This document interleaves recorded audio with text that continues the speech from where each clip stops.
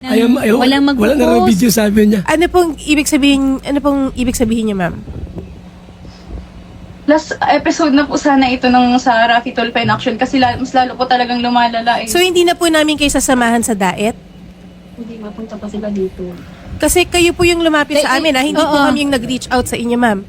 Oo. Para lang po clear po. Para tapusin natin. Hindi po kami yung, Oo. hindi po namin siya pinilit na mag-live. Yes. Naku, baka kami din yung mapaano. Ano Ma'am, po kasi, ah, sorry po ma'am, kasi po, nagkaroon po talaga siya ng, Trauma. pasensya na din po kayo, kasi nagkaroon po siya ng yung parang nahiya na po siya sa Okay. nagka-phobia na po siya. Wala naman pong problema, ma'am. Opo, okay Pero lang po yun. nagulat lang kami. So, ibig sabihin, ma'am, hindi na po namin kayo sasamahan. Hindi niyo na po kailangan na samahan namin kayo sa diet. The end Kasi na to. po yung sabi po kasi ma'am dyan po sa inyo na sasamahan daw po kami dito sa barangay. Yes, oo. Mm-mm. Kaya po And hindi lang, oo ma'am, isa-schedule nga po yan, ma'am. Hindi naman po yan. I-coordinate. Opo, dahil hindi lang naman po kayo yung complainant, ma'am, na sinasamahan din po namin dito sa Wanted sa radyo. At hindi naman po kinabukasan, pwede rin pong gumawi po yung mga staff namin, ma'am, kasi may mga iba din po kaming sinasamahan. Kaya, nagtatanong po kami ng malinaw, ma'am, kung ayaw nyo na rin po kami na Kasi kung gumawi hindi, dyan sa diet. kung hindi na po namin ifa-follow through ito. Oo. So, we end here. Attorney, sige po, basta yung yung gusto ko pong mangyari ay i-take down po. Yun na nga, Biancy, hindi kasi hindi ang Wanted sa radyo ang magpapa-take down yan, ha? May proseso yan. That's why dadaan tayo sa barangay, there will be a complaint. Thank you po ma'am. There Sige will po, be Thank you po. Ayun po mga kalingap, katatapos lang ng live po sa Rafi Tulfo in Action, nandun nga sa Cuebal, grabe. Mga kalingap, unexpected po, hindi ko rin po speechless po ako habang pinapanood ko yung live po sa RTI, dahil mismong pati po Rafi Tulfo in Action, RTI gusto na pong ipa-stop o kumbaga sa yung episode ng ng RTI patungkol po sa pagrereklamo niya, pagpapatulpo niya, parang gusto niya na pong para na pong gusto niyang ipahinto. Kaya nga biglang napa-react po itong si Shari, na real talk siya ni Shari. Na sabi ni Shari, "Ma'am, kayo naman ang lumapit dito, 'di ba?"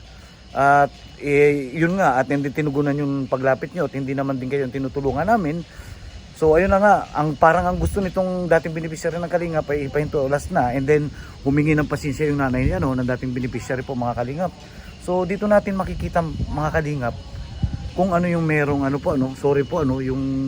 yung ugali or kung meron ba siya ba nagdedesisyon or may mga nakapaligid sa kanya. Mga Kalingap, napakasimple lang naman, mga Kalingap. Siyempre, ang dami, sabi nga ni attorney doon, ang daming tinutulungan ng RTIA at hindi lang sila. Kaya dapat kung sila ay lumapit at gustong samahan ng RTIA doon sa Bicol po, ibig sabihin pagharapin po sa barangay para matapos na po ang lahat. Pero nagulat po si Shari. Kaya nga napareal talk si Shari, "Bakit ma'am? Kayo po ang lumapit dito. Kung gusto niyo nang ipahinto, ganyan, gusto niyo na ipahinto, tatapusin natin dito?" Or pa ma'am, and then nagpumingi nga po ng pasensya yung nanay, and then pagkatapos nun, ayun na po, nagpaliwanag siya, sabi nung nanay nga po, parang nai-stress, and then nagpasensya, and then pinalawanag po ng RTI na ganito yan, ma'am, ni attorney, na hindi lang kayo ang tinutulungan namin, maraming tinutulungan, and then siyempre i-schedule yung pagpunta ng Bicol. So doon ako medyo napaisip ako, mga Kalingap, pati RTIA gusto nang stop na, ibig sabihin last episode na tinanong ng ganun.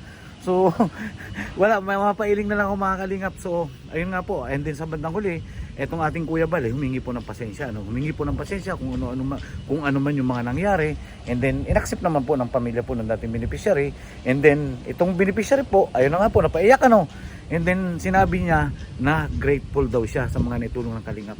Ito naman ang aking opinion dyan, kung grateful ka sa naitulong ng Kalingap, gaya ng sinabi ni Kalingap Rab, kung may problema, dapat pinag-usapan, lumapit sa kanila at pinag-usapan ng maayos.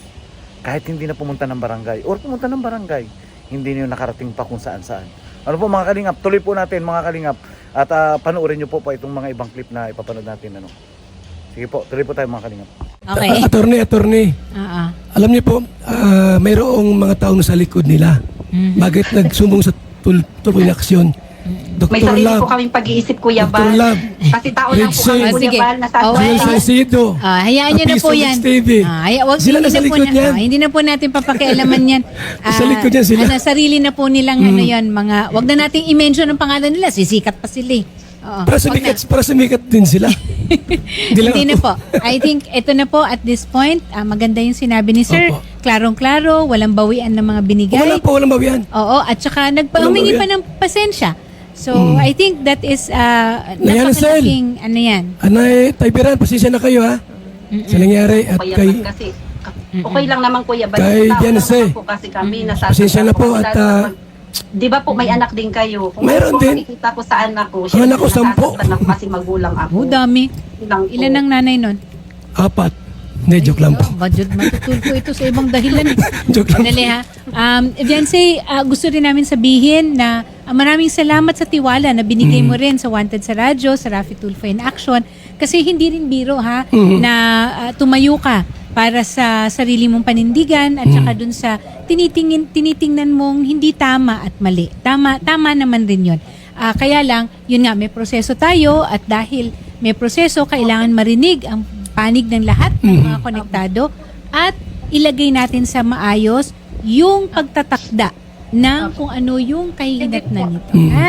Okay. Gusto ko rin po sabihin sa inyo, Kuya Bal, na grateful po talaga ako simula po noon. Pati Yun po naman pamilya pala. ko, Kuya Bal, sa inyo. Kasi hindi pa po talaga ako against sa pagtulong po ninyo. Pero kahit po siguro, sana yung respeto po, Kuya Bal. Hindi po Ayun. porque tinutulungan nyo kami. Hindi naman po siguro pwedeng anahin nyo na lang po yung pagkatao namin. Hindi kami think- nanunumbat, Oo, attorney. I think ano lang, alam Yung mo siya, reactor nilang simula, di naman kami. Kung minsan kasi lost na dito sa, alam niyo sa social media world, no? Yung bang ang mga salita na hindi atin nalalagay sa bibig natin, tapos iba na ang pagtanggap natin doon sa mga pangyayari. Iba talaga kung harap-harapan. At yung mga salita ninyo sa isa't isa kung nasa harap ng isa't isa.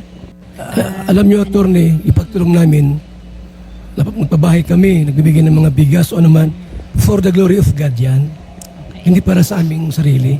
Para sa Diyos yan, attorney. Okay. And with that, Shari, maganda. Ayan o, humingi ng pasensya at si Sir Val, on the other hand, si Viancy naman acknowledges na napakalaking tulong and grateful sila sa lahat ng mga naging blessings rin dahil sa mga tulong. Okay? Yun lang naman po talaga yung inano ko po dito sa Yun. Rafi Tulfo in Action kasi wala po akong sariling platform, wala po akong Okay, wala po akong yes. kakayanan pagtanggol po yung pamilya ko. Okay. Kaya dito po ako lumapit sa inyo kasi alam ko sikat po talaga ito. Alam po ng marami pong nanonood. Yan. So, and I think sa reaction ng ating mga netizens mukhang... Gusto ko lang pong iano po yung totoo pong nangyari talaga. Okay. At least napakinggan din po yung panig po ninyo, Ma'am Bianze, ha? Mm-mm. Opo. Sige po, Miss Bianze and Ma'am Hansel, maraming salamat po. And again, bibigyan po namin kayo ng chance na makapag-usap din po ni Sir Val. Kaya po gagawin din po kami ng daet dyan po, Ma'am, ha? And Sir Val, thank you very much po. Salamat po. Maraming salamat, sir, and magandang hapon. Salamat po at sa Diyos ang papuri. So ayun na po mga kalingap, at maraming salamat sa suporta sa lalong-lalo na po yung mga kalingap netizen. Grabe ang daming nagpakulay. Grabe, may nagpakulay yung kalbo. Grabe nakukomment siya doon. Dapat yan ang ipatawag sa Tulfo yung isang na yan yan yata yung founder ng ng mga anti-kalingap Pero hayaan natin mga kalingap moving forward na tayo. At least dito mga kalingap makikita natin talaga kung sino yung nagsasabi ng totoo at nakita natin dito kung ano yung tunay na pagkatao.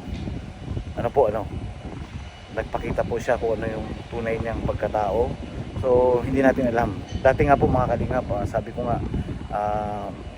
baka napipressure, baka may mga nagsusulsulang. Kaya lang dito mga kalingap yung mag-ina nag-uusap medyo parang hindi ko alam, basta ang hirap explain. Basta sa akin po mga kalingap bilang isang reactor, dahil nakapublic naman po yung video, isang opinion ko lang po ito bilang isang content creator at wala naman po tayong nire-reaction dito, pinagsasabi na hindi po base dito sa video o sa video clip na nandito napapanood nyo sa aking video. Ano po mga kalingap, at sana po maayos na po yan kasi wala naman tayong hinangad na sa akin rin po, opinion ko sana maging maayos na po yan at matapos na po. Mga Kalingap, maraming salamat po. One Kalingap, one family po. Support po. Balsantos Matubang, porta natin ang ama ng Kalingap. One Kalingap, one family. Bye-bye po. Kalingap Gawala. Hong Kong. Kaya.